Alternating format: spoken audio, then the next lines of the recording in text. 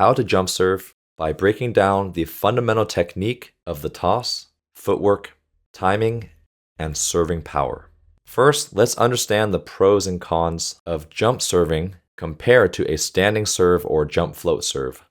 The pros of a jump serve include the highest velocity serve, which gives the opponent the least amount of time to react, statistically higher chance of acing the opponent or putting the team out of system by overpowering them.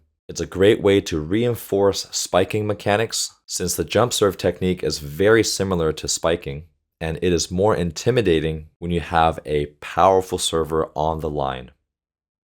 The cons of a jump serve include a statistically higher error ratio compared to a standing or jump float serve. If you don't serve at a high enough velocity, it will become easier to pass due to the predictable topspin trajectory of the ball, similar to passing a down ball, and inconsistent serving location. Before you try jump serving, make sure that you can consistently execute proper spiking footwork and arm swing technique first. And you can review both of those tutorial videos that I made linked below. If you cannot consistently spike with good technique, jump serving will only create bad habits and become a frustrating learning process. Now, let's learn the most common version of the jump serve in 6 simple steps. Present the ball in front of your hitting shoulder. Toss the ball up and forward with your hitting hand while stepping forward with the same leg. Perform a 3-step approach like you would for a spike. Jump forward a few feet past the baseline in an open attack position. Spike the ball forward just above the height of the net. Land with control in a squat position for safety.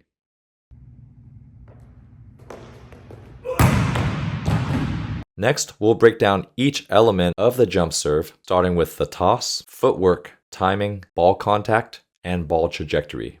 The toss is the most important aspect of a jump serve because it determines your consistency and power. You can toss in 3 ways. With your hitting hand, where you toss with the same arm that you're serving with. With your offhand, where you're tossing with the opposite arm that you're serving with. With 2 hands. The benefit of tossing with one hand is you can generally toss it higher more easily, and flicking your wrist helps provide additional topspin with your serve. The benefit of tossing with 2 hands is you generally have more control. I recommend experimenting with all 3 different tossing styles to see which one feels more natural and allows you to have the best control and rhythm with your hitting approach, which we'll discuss later in more detail. Most athletes tend to toss with their hitting hand, which is what I personally do.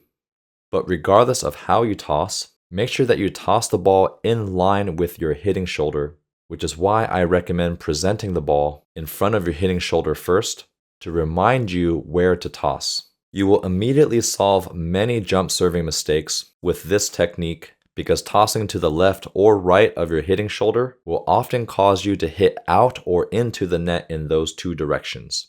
Once you establish a comfortable tossing hand style, the next step is to experiment with 3 different types of timing.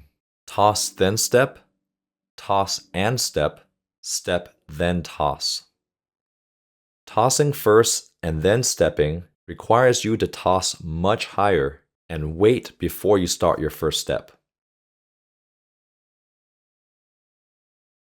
This is the most powerful version of the jump topspin serve since you have a lot more downward velocity due to gravity from the super high toss, but you have to toss and step at different times, which can be difficult to manage that rhythm. And because the ball is falling a lot faster, it's more difficult to actually consistently contact the ball and serve it to a consistent location.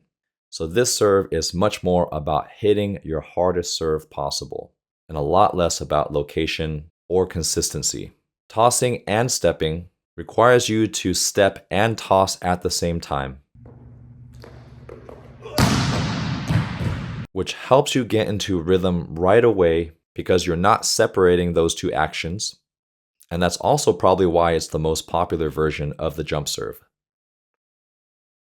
The toss is still generally high enough to generate enough power, but low enough to where it's easier to control the toss itself and have a more consistent timing and serving location. but there still is some risk with this tossing style. Stepping first, then tossing requires the lowest height toss, which does limit your power compared to the previous two styles, but it does produce the most consistent toss and serving location, which ultimately leads to fewer errors. Another reason why some servers prefer this style is because you can be more deceptive with changing up the serve from topspin, hybrid, or float. So this serve is great for targeting a specific location or having a more change-up style of serving. It's normal to change your jump serving style over the course of your volleyball career. I first started with a two-hand toss because it felt the closest to my spiking motion, and I only used a three-step approach. Then in college, I developed a one-hand toss to toss it higher because I felt like I needed to hit the ball harder, but still felt more comfortable with a three-step approach. And after college, I kept the one-hand toss, but tossed it even higher and incorporated a four-step approach to generate even more power through my hitting approach. Footwork. It's very similar to your spiking footwork, except you're broad jumping, also known as jumping forward. If you do a four-step approach, then your first step is a short walking step, second step is a medium length step, third step is a long stride, fourth step is a short step. If you do a three-step approach, then your first step is a medium length step, second step is a long stride, third step is a short step. Regardless of how many steps you take, make sure you turn your penultimate step, or second to last step, at least 45 degrees toward your hitting shoulder, and your last step between 45 to 90 degrees to help you jump up in an open position to load your hips and shoulders for rotational power as you hit the ball. So, how far should you broad jump? In general, the further you broad jump, the more body weight power you can put into the ball, and the less time you give the receiver to react to your serve because you're shortening the distance from where you contact it to where they receive it. However, the greater the broad jump, the lower the vertical reach becomes. Every athlete has to find the right balance between how far up and forward they need to jump to maximize their reach and power. I recommend starting with broad jumping 1 foot in front of the baseline and continue broad jumping more and more little by little until you start to consistently hit into the net. Then bring back the broad jump slightly little by little until you can consistently serve over the net with a controlled broad jump. Most importantly, make sure you can still control your landings without injuring yourself. Now we'll talk about where to contact the ball. Your jump serve arm swing should be very similar to your spiking arm swing, where you're still trying to contact the ball as high as possible slightly in front of your hitting shoulder, except the main difference is where you actually contact the ball and where you'll be aiming for your jump serve.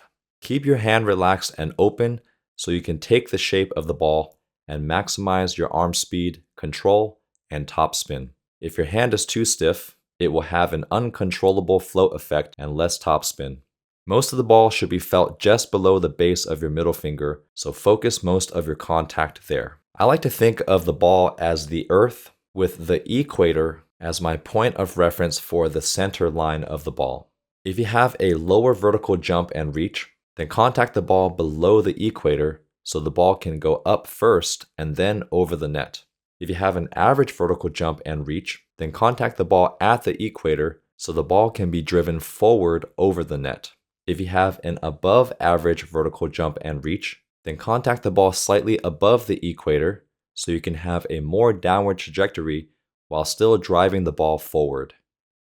Lastly, we'll talk about where to aim the ball so it will have the highest chance of landing in the court with maximum power. Don't focus on aiming into the court because there's obviously a net in the way. Instead, focus on aiming the ball at the height of the first red or second white section of the antenna. If you aim through this plane, the ball will usually land in because gravity and topspin will drive the ball down. Make sure you keep your arm and hand relaxed so you can swing with maximum velocity and control, and follow through in the direction that you want the ball to go. A well-executed jump serve should not feel strained or painful. Instead, it should feel like a perfectly timed flow of energy, which is why it's important to understand where your jump serving power should come from.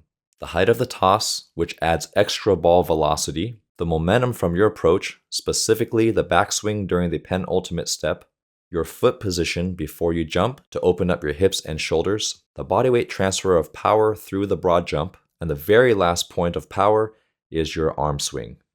If you feel strained during your jump serve, then you're probably focusing too much on the arm swing aspect and not enough on the previous steps leading up to the arm swing. Let's watch some great jump serving examples that demonstrate the variety of different tossing styles, footwork, and timing.